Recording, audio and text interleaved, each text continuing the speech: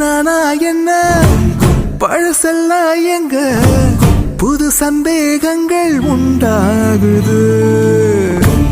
இது திண்டாட்டமா இல்ல துள்ளாட்டமா மண்ணை விட்டு 2 கால் தாவுது.